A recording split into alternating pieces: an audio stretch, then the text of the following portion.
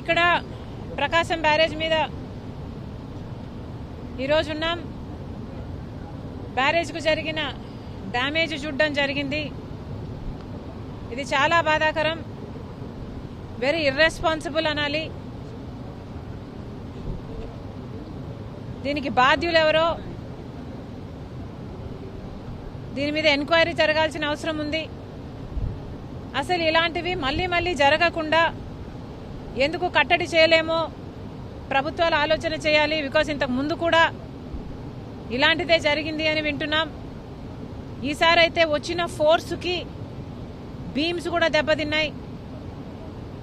ఇది సామాన్యమైన దెబ్బ కాదు. ఇంత హిస్టారికల్ బ్యారేజ్, ప్రకాశం బ్యారేజ్కే ఇంత పెద్ద దెబ్బ తగిలింది అంటే దీన్ని చాలా సీరియస్గా తీసుకోవాల్సిన అవసరం ఉంది. కఠినంగా శిక్షించకపోతే, పెనాల్టీ పెద్దగా లేకపోతే మళ్ళీ మళ్ళీ జరిగే అవకాశం ఉంది. కాబట్టి ఇది చాలా సీరియస్గా తీసుకోవాల్సిన అవసరం ఉంది. అంతేకాకుండా యాజ్ సూన్ యాజ్ పాసిబుల్ మరమ్మతులు కూడా చేయాల్సిన అవసరం ఉంది. గత ప్రభుత్వం, జగన్మోహన్ రెడ్డి గారి ప్రభుత్వం కనీసం ఎన్నో ప్రాజెక్టులకు కనీసం యాన్యువల్ మెయింటెనెన్స్ కూడా చేయలేదు. రాజశేఖర్ రెడ్డి గారు కట్టిన ప్రాజెక్టులకు కూడా కనీసం యాన్యువల్ మెయింటెనెన్స్ కూడా చేయకపోతే చాలా చోట్ల చూసాం మనం. గేట్లు కూడా ఊడి నదులలో తేలడం చూసాం.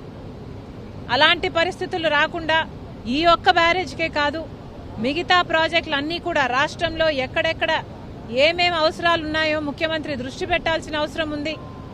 వాటన్నిటినీ కూడా నివారించిన అవసరం ఉంది.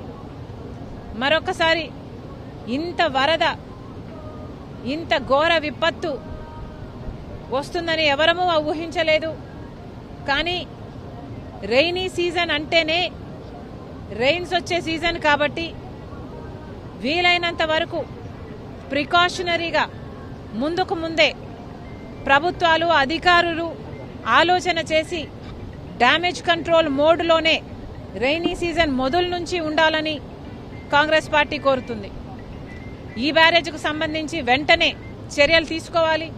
ఎవరు దీనికి అకౌంటబుల్లో, ఎవరు దీనికి రెస్పాన్సిబుల్లో వెంటనే కనుక్కోవాల్సిన అవసరం ఉంది. కఠినంగా శిక్షించాల్సిన అవసరం ఉంది. ఎందుకంటే ఇది మళ్ళీ రిపీట్ కాకూడదు కాబట్టి.